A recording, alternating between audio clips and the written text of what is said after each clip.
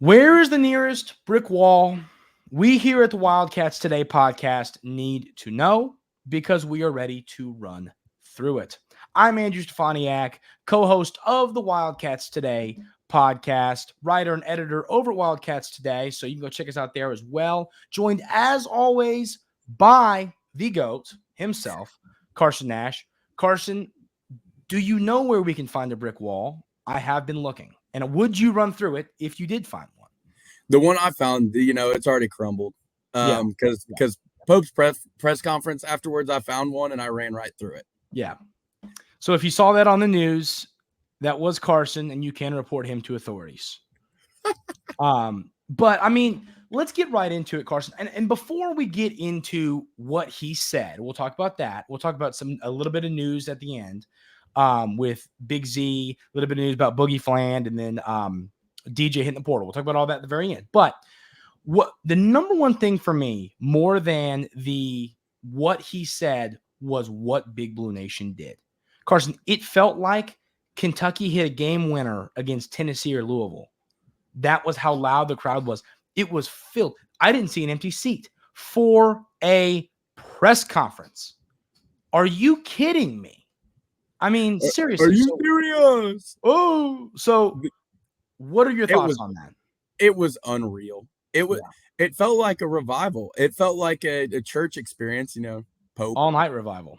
Yeah, all night revival. But it just felt so good to be there with the whole Big Blue Nation and experience that as one. And I think the fan base has wanted to be unified for a long time, and finally Pope is bringing that to us. I mean, there was people hanging off the rails. Like, It was insane. Standing room only, and we turned away 5,000 people. It was the coolest thing ever. That was there's no words to describe it. I mean, truly, what Kentucky did, getting everybody in that building, it was just incredible to see. I had fun watching it. I know you had a great time. The introduction video was awesome. Bringing the 96 team off the bus was awesome, with Coach Pope coming out holding up the trophy. That was a special, special, special moment for this state, for this city, and for this university that I know you will never, ever, ever forget. So when it comes to what he said, what stood out to you? Yeah, I mean, there was a couple things. First off, as soon as he gets up there and, they bring the jersey to hold the picture and with Mitch, and he's like, no, we don't do this. And he brings out his national championship jersey and is like, this has blood, sweat, and tears on it. And that's what you're going to get from me as coach. Like that fired me up because he understands what it means to be a Kentucky Wildcat. And then a couple other things like scheduling wise, like the Maui tournament, he talked about that. That'd be super cool if we could. We'll be there. That. We would be there. Yep. Yeah. And so a lot of cool things. And then he said, we're still going to get the one and dones, but we're going to complement them with some 4-year guys who and it comes down to everyone that's going to be on the team is going to know what the front of that jersey stands for and what it means. Yeah. Yeah. The other thing that stood out to me was his talk about Nashville.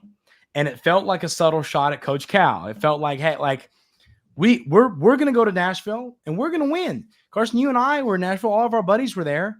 We were expecting a long weekend and hopefully hoisting up a trophy at the tail end. And you lose to Texas A&M. And we still had a fun weekend. Don't get us wrong. Fun long weekend. Yeah, a long weekend. But it would have been a lot more fun if we were watching Kentucky hoops. And so I love that he wants to go there and win.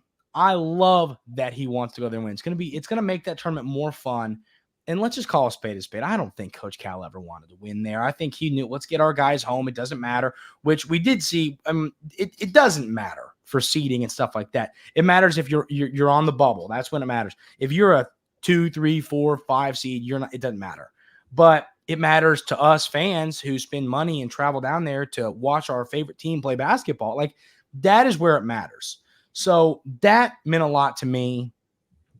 I love everything he said. I love what he said about his family. It was really sweet hearing him talk about his daughters and his wife. He's just a good human being on top of a good basketball coach. And that stuff matters.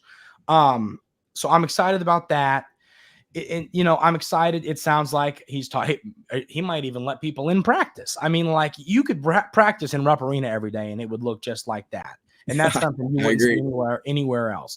I saw Arkansas fans, Carson, saying, well, it was a beautiful day on a Saturday, and that's why there were so many people there. Okay, there could have been 115 inches of snow. You could have had to have traveled by dog sled through the Sahara Desert in a rainstorm past a tsunami, and it would have looked like that in Rupp Arena. That is what this state is. That is what people care about basketball. So, and do we want to get in a yelling match with other fans about who's the best fan base? Yeah, kind of. But it's not about who's the best. Point is, nobody else. What happened yesterday, nobody else would have done that. Nobody else would have done that. It was special.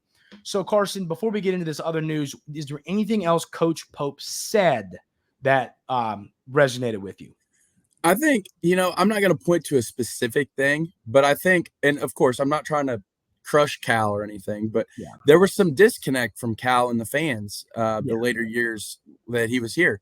And I think everything that Pope said took those disconnects and connected them. And I think the fan base is finally unified and ready to get behind this guy to lead us to another national championship. Yeah. I'm just excited. The other quote that stood out to me was what you said. He's going to try and get some of those burger boys, some of the McDonald's All-Americans, but he's also going to get those 4-year guys. Last thing I want to add before we get to this news, I love Travis Perry being there. He ain't going nowhere. That was awesome. What a cool move by Coach Pope, too, to make him stand up. Yeah, he just waits. He goes, no, you stand up. You're getting an ovation, son. That was awesome. He's not going anywhere. And, he is a really good fit for Coach Pope and what he wants to do offensively. So that's my thoughts there. So now let's get into some of these news things. And let us know in the comments, what were your thoughts on Pope's introductory speech? Were you pleased with it? I mean, I don't think you couldn't have been. But what were your thoughts on Coach Pope's introductory speech? I'm really excited to hear everybody's thoughts on that. And then if you haven't already, hit that subscribe button, hit the thumbs up button, hit the notification bell so you know when we're posting. All that stuff helps us a ton. We really appreciate it. But 3 bits of news to discuss. Coach Pope is going to sit down with Big Z and hopefully get him back. DJ Wagner has hit the portal. And Boogie Fland has requested a release from his NLI letter of intent. And Bradshaw just committed to Ohio State. Ohio State, yes, that did happen as well. But what are I think we both agree what the number one most important thing we need to discuss is, right? Yeah, you got to get Z back. Mm-hmm. Yeah. I wrote in an article, I'm going to read you the quote so that I'm not wrong about it. I wrote, Ivisic was literally made in a lab by the world's top scientist for Pope's offense. That was a direct quote from this guy. And obviously with the glasses, I kind of look like, an intelligent scientist. So that probably is going to sit with some folks. But, I mean, seriously, like, while that was meant to get a laugh, I mean that. Like, Ivisic is made in a lab for what Coach Pope wants to do. He talked about it in his press conference. His team at BYU is number 4 in assists, number 2 in 3-pointers made. They move the basketball. Big Z can pass. Big Z can shoot better than any of the other 7-footers that, obviously Bradshaw, like you said, committed to Ohio State. You go, we'll see there. I don't know. But Big Z is the guy I'd want back. I'll tell you this right now. Of all of the players that aren't named Rob Dillingham and Reed Shepherd, of all of the players that could have come, we could have had back off last year's roster, Big Z would have been the number one player I'd asked for, besides those 2 names. That includes Edwards, Wagner, and then obviously Reeves, but that's not, that's not possible. So that's my thought there. We need to say this, though. When Coach Pope said, we forgot to talk about this, when he said Shepherd and the crowd went wild, that was awesome. That was really cool. So we didn't discuss that. That was probably my favorite moment of the whole thing, because he looks over. Jeff was blushing. He was laughing so hard. Yeah, he looks over at Jeff, and Jeff's just like, "Oh man." He goes, "What did you do?" Everybody, man. 1 more year. It was awesome. Yeah. It was really cool. And they're buddies. They were roommates. Like, that was just funny. Like, that's something I would do if you were the head, or I was the head coach, and your son was me a top 5 pick. I'd be like, "Yeah, Carson just told me. He said he's coming back this year up there in front of 20,000 people." But like, that was that was friends doing stuff. It was fun to see. So that was special. But yeah. Big Z's got to come back. He passes, he shoots, he does exactly what you'd want a big man in Coach Pope's offense to do. Carson, I think we both agree there, right? Oh, 100%. I think Z's a crucial piece. I mean, Yeah. the dude has so much talent, it's not even funny. He's Yeah. great at passing, which is what Coach Pope looks for in a big guy. Mhm. He can shoot the ball. He's huge. He's 7'2", 7'3". I think he'd be perfect, and I very much want him back. Yeah, I'm with you. So the other bit of news is DJ Wagner. I'm gonna be honest with you. I don't think DJ Wagner fits with Pope's system. You know what I mean? don't think so either. I don't think so either. And I also think I don't think many people should be surprised by this because I think DJ is one of Cal's Cal guys. You know, like his dad played for him. Like I'm not shocked at all that DJ hit the transfer portal. Like he was Cal's guy. So I'm you not could probably shocked. see him end up in Fayetteville. I wouldn't be surprised there. Yeah. Or maybe he'll weigh his options. But here's the deal. Once again, Pope's offense, it is based off passing and making open threes. You need your point guard. Wagner's a drive first, shoot second point guard. We need shoot first, drive second point guards who are good passers. Wagner's not a bad passer, but he's definitely a score. I agree. Would you agree that he's a score first, pass second point guard as well? Yeah, I think he is the exact complete opposite of what Coach Pope wants in a point guard, unless he was able to really figure out a 3-point shot. And then it would make a little bit more sense. But I'm not upset about this because I don't think he's a good fit for the system. I love DJ. He was one of my favorite players. Him, Reed, and Rob are my 3 favorite players to interview on the team there. Good dudes, good to talk to, great people. I'm going to miss DJ. He was a great, great young man. I liked him a lot, so I'm going to miss him. But I don't think he fits this system, and I'm hoping he goes somewhere, finds a 3-point shot, and turns into an NBA player. So any other thoughts on Wagner or thoughts on Fland? No, I think you killed on the Wagner statement. I agree completely. And Fland's a little bit more different. I mean, I think Fland would fit in pretty good here. I do too. Yeah. But hear me out. I think he's still going to give Kentucky an option to talk to him. I think he's going to weigh his options. I don't think we're completely out of that race yet. And you heard that we talked to Somto yesterday. Yeah. So I don't think we're out of that race either. So I mean, I don't totally get that because you want to talk about a guy that I don't think fits his system. I don't really think Somto. I mean, yeah, but some of these guys aren't all going to be just great. Yeah, they're not going to be. You're going to need some physicality and some defense for sure. But I think we're still options for most of these guys. I'd like to see Boogie consider us because I think he'd thrive in this system. Yeah, he would. But if he does follow Cal, you can't complain him. You can't complain at him. Because that's who he committed to in the first place. So yeah, I'm with you on that. I mean, I just think it's a good day to be a Kentucky Wildcat, Carson. I don't know. It's a good day to be a member of Big Blue Nation. I don't know what else to say. I feel really back. Good. That's all you gotta say. I do feel like we're back. I think he's going to succeed. I really do. Hearing from him, I mean, I respect him so much, Coach Pope. The way he talked to the fans, he just seems like a great family man. He's a great basketball coach.